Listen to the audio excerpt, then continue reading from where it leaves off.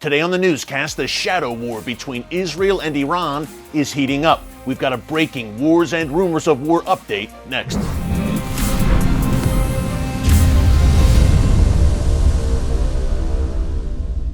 Hey folks, Erick Stakelbeck here. Welcome to the Watchman Newscast. As the war in Ukraine continues to intensify, things are also heating up in the world's most pivotal and chaotic region, the Middle East. In particular, that shadow war between Israel and Iran is increasingly coming out of the shadows. Now, we told you on yesterday's newscast that over the weekend, Iran's Revolutionary Guards Corps launched at least 12 ballistic missiles at Iraqi Kurdistan. The city of Erbil, which is the capital of Iraqi Kurdistan, was targeted, and the rockets fell very close to the U.S. consulate there. Now, the Revolutionary Guards Corps claimed responsibility, so there is no debate, folks, on who was behind this attack, but they said that the target of this missile onslaught were secret Israeli bases or Israeli Mossad spy centers. Now, over the past few years, Iran has frequently accused Israel of having a presence in Iraqi Kurdistan, and now a new report from Hezbollah-linked media says that Israel is using Kurdistan as a forward base to launch attacks inside Iran. The Times of Israel picked up this report, as did Haaretz, two leading Israeli publications, but the original source was Al Mayadeen, which is a Hezbollah-linked TV station.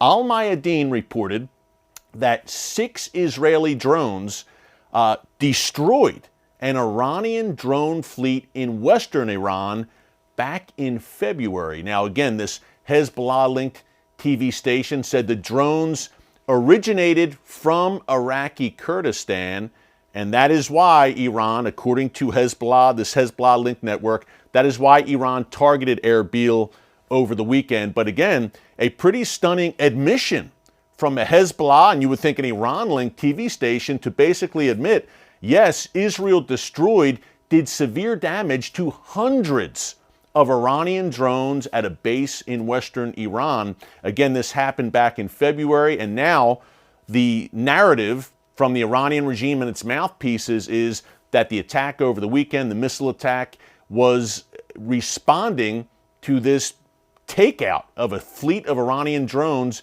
by Israel. Now, originally, Iran had also said that the attack was in response to the elimination last week near Damascus of 2 Iranian Revolutionary Guards Corps officials by an Israeli strike. But the plot thickens now with this report from a Hezbollah-linked TV station, Al Mayadeen. They also reported that in that Iranian missile strike against Erbil over the weekend, that Israelis were killed. Again, folks, on one hand, take it with a grain of salt. It's coming from a Hezbollah-linked TV station. But on the other hand, it was intriguing enough, I say, and timely enough, I would think, considering all the smoke going on right now between Israel and Iran, that it was worth reporting on and to bring that to you, as other leading Israeli outlets have picked up the story as well. On the Israeli end, it does seem plausible. You could certainly see Israel targeting Iran's drone program. Israel has warned repeatedly over the past few months that Iran is expanding that attack drone program, handing those drones off and the drone technology to its various proxies around the region, that ring of fire that surrounds Israel, Hezbollah, Hamas, Islamic Jihad, the Shia militias in Iraq and Syria, and of course the Houthis in Yemen, armed to the teeth with drones, as is Iran. We have documented here in the newscast many times how Iran and its proxies are using those drones to go on the offensive. So we will have more on this, hopefully, in the days to come. Hopefully we get more sources other than the Hezbollah-linked TV station, Al Mayadeen, which originally reported this, but certainly an intriguing story, folks, that we are keeping a very close eye on. Of course, again, it comes on the heels of the Iranian missile attack against Iraqi Kurdistan over the weekend. Also comes on the heels of reports from Iran that they foiled an Israeli plot against their Fordow nuclear plant. Again, take that with a grain of salt. It came from the Iranian regime. And lastly, and this one's credible, there was a pretty major cyber attack yesterday, Monday, March 14th, against Israeli government websites, and that cyber attack almost certainly originated from Iran. So again, things are heating up between Israel and Iran big time as the war in Ukraine rages. Iran seems to be taking that as an opportunity to accelerate its plans and go on the offensive while the world's attention is distracted by what's going on in Ukraine right now, which means, folks, we are at a very dangerous moment in the Middle East, just as Iran's foreign minister is in Moscow today meeting with Sergei Lavrov, Russia's foreign minister, about reviving that Iran nuclear deal, which has been put on hold over the past few weeks because Russia is saying, hey, you're sanctioning us over Ukraine. We still want to be able to do business with our good friends in Iran. We don't want sanctions to affect that. So that's the holdup right now. And Iran is taking the opportunity to send a message to the West and go on the offensive. We've been talking a lot about Iraqi Kurdistan, northern Iraq. Where is this region? What is it all about? Well, I thought it'd be a good idea today to take you to Iraqi Kurdistan. I was on the Iraq-Iran border, a place not many American civilians have set foot since 1979 and the Iranian Revolution, but we were there for an on-the-ground, up-close view at Iran, and we went inside what the Iranian Revolutionary Guards Corps is all about as they were watching us where we were standing. Take a look.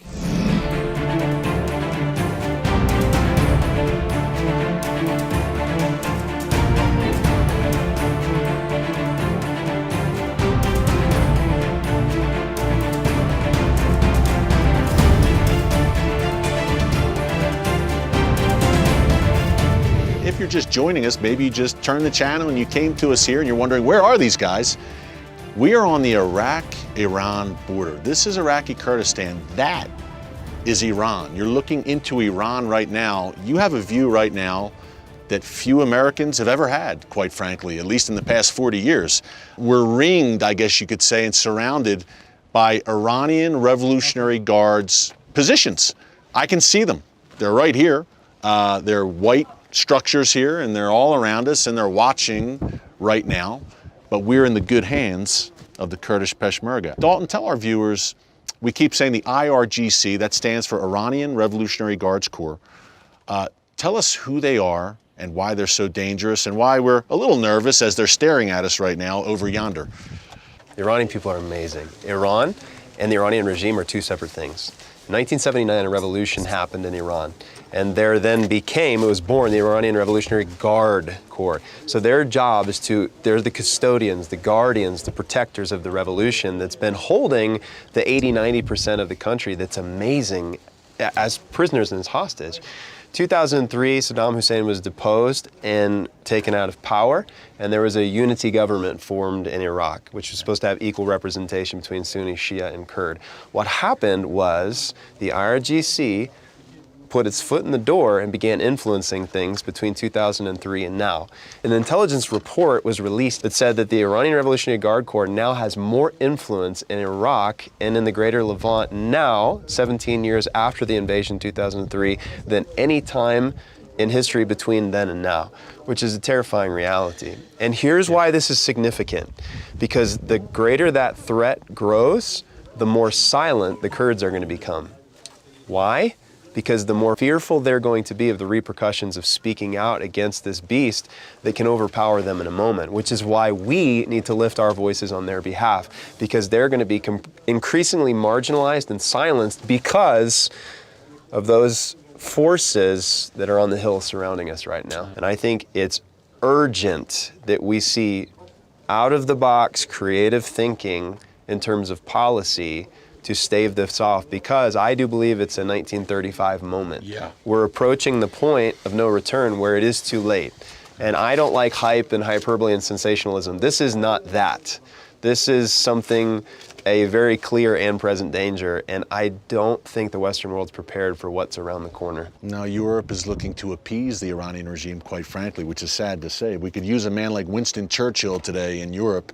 I think he's turning in his grave as he sees the appeasement of European nations, sadly, towards the Iranian regime. The Trump administration has made some very strong moves, as you said, and some right moves, killing that Iran deal, sanctioning the Iranian Revolutionary Guards Corps, designating them as a terrorist terrorist group, which they most surely are, the foremost, the head of the snake when it comes to global terror is the Iranian regime, and specifically this Iranian Revolutionary Guards Corps that's staring at us right now here on the Iranian border.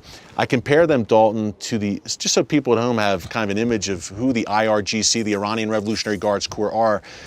And you mentioned 1935, rightly, when Hitler and the Nazi regime were rising in Germany. Iran is having a similar rise right now. Think of the SS, which surrounded Hitler, his elite vanguard, the SS.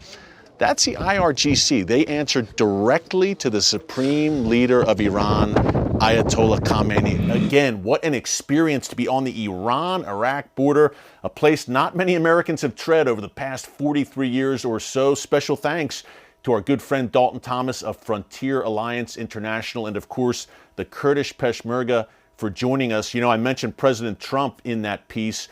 When I went to Kurdistan, he was still in office. It was shortly before he left office, but the Biden administration now has clearly a much different approach to Iran, to the Revolutionary Guards Corps, and to the Iran nuclear program. And folks, we are in a very dangerous place right now.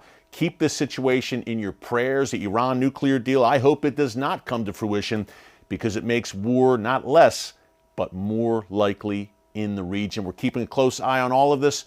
Until tomorrow, thanks so much for joining us. God bless you, and remember, never hold your peace. Hey everyone, thanks for checking out the Watchman Newscast. If you enjoyed this episode and want to see more, make sure you go ahead and hit the like button, click subscribe, and tap the bell icon to turn on notifications for new Watchman Newscast episodes every weekday.